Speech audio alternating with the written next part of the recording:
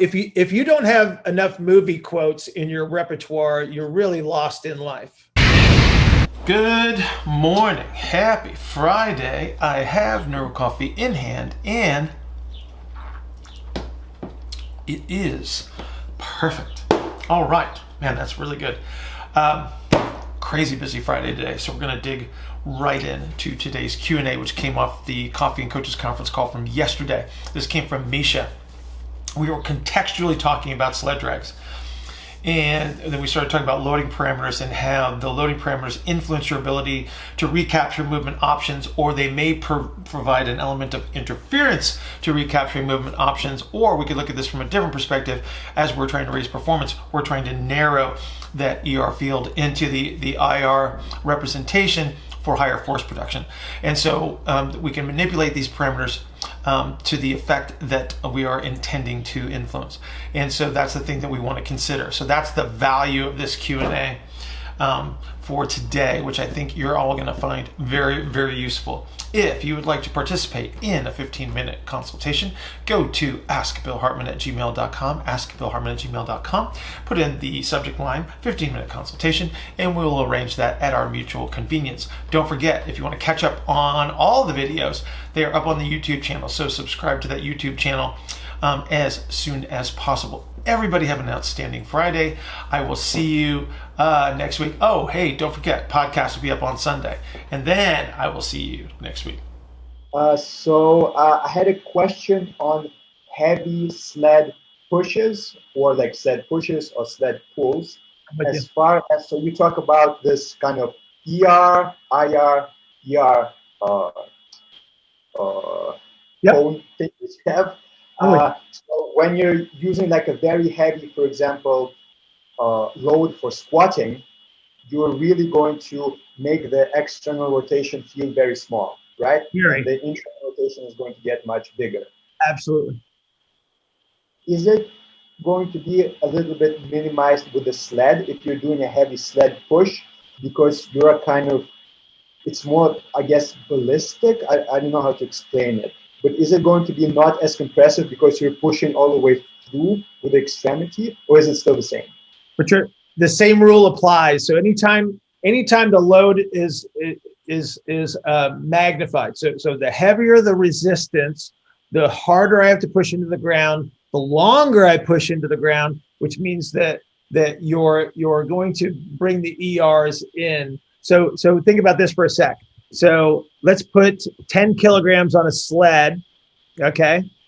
And we'll drag that. How big a step can you take? Pretty big, okay? Now I want you to put 100 kilos on the sled, and what happens to your step length? Gets shorter. Exactly. Why does it get shorter? Because you don't have ERs anymore, right? So the rule applies. So when you're using sled work to try to create relative motions, the load matters. We can go back to Matt's question. So the position matters, the load matters, the extremity behavior matters, right? And so you just have to decide what it is that the intention, right? It's like I can create more motion with resistance, but the resistance has to be to such a degree that I still have access to compression and expansion, because that's what turning is. The minute I ramp up where compression becomes the predominant behavior, I've just narrowed my cones, so to speak, into the IR representation. Okay.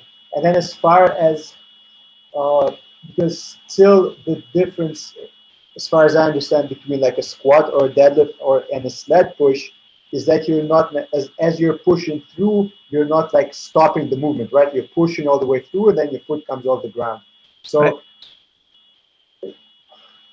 Is there any way, like, if, for example, we're talking about like running, sprinting, or jumping, is the sled a little bit, there's more transfer to those kind of dynamic movements than a deadlift or a squat, or is it still all the same if you're going heavy? Again, the heavier you go, the less relative motion you're going to have. Therefore, you're moving everybody towards this middle maximal representation of propulsion. And then it comes down to the kinetic element of it. So the kinetics are the forces. So it's not what it looks like, it's what forces you're producing. And so when you talk about a high speed cut, we're talking about a high force representation. I can improve somebody's cutting ability with deadlifts. Even though it doesn't look like a cut, I can still increase their force producing capability, their ability to compress and capture that position. Now, I might extend that IR duration a little bit longer than I want, but then that's why my specific stuff becomes much more important. But again, the heavier the load, the more you're taking away the ER representation in every circumstance. So that's the rule. Okay. Yeah. So the exercise doesn't really matter. It's just how much are you compressing. To a degree, it's going to matter because, again, the kinematics do matter. It's like if I'm pushing off of 1 foot all the time, it would behoove me to have a high force representation where I'm pushing off of 1 foot, right? And then the orientation of the body is what's going to change. So again, I'm changing the direction of gravity. So a step up, okay, a loaded step up, and a sled push on like low handles, same orientation of the body, right? Same orientation. Gravity's different, right? So I have to deal with that representation. It's like when would I choose a sled push versus the upright? So if I'm working with acceleration, say on a sprinter versus top speed mechanics, I've just reoriented gravity, haven't I? You see the difference? Yeah. Yeah, so like a sled push is a lot closer to acceleration as far as force production goes than the upright high box step up, which is more top speed mechanics. So if I'm working on very specific mechanics with an athlete, I kind of know where I'm going to go. Right? Yeah. Does that make sense?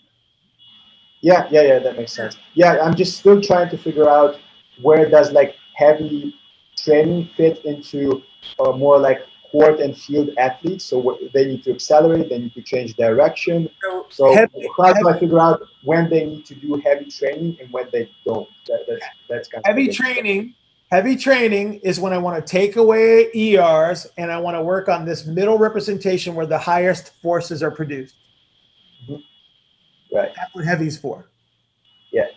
Because so my kind of thing is most people that I'm working with, they don't really have enough range of motion to get into good positions to accelerate, to change direction. Right. So I'm kind of getting away from the heavier training, but I'm still trying to figure out when can I still use it? Like when is it still useful? You can still use it when force production is the limiting factor for certain, right? Mm-hmm. Or if I'm trying to maintain the ability to produce force, but that's a volume-based decision. So if I'm trying to increase someone's force capabilities, and if I do 10 sets of 3 in a deadlift, that's a lot of volume for force production. If I do 2 or 3 sets, that's might be enough to maintain that force production. You see the difference? So I'm making a volumetric change. So the strength of the stimulus is magnitude and the volume of that, and then that's what's going to drive the outcome, right? Mm-hmm. So it's not that you can't use heavier stuff with people that you're trying to make changes with. You just have to decide how much volume can I do that doesn't interfere with what I'm trying to capture otherwise.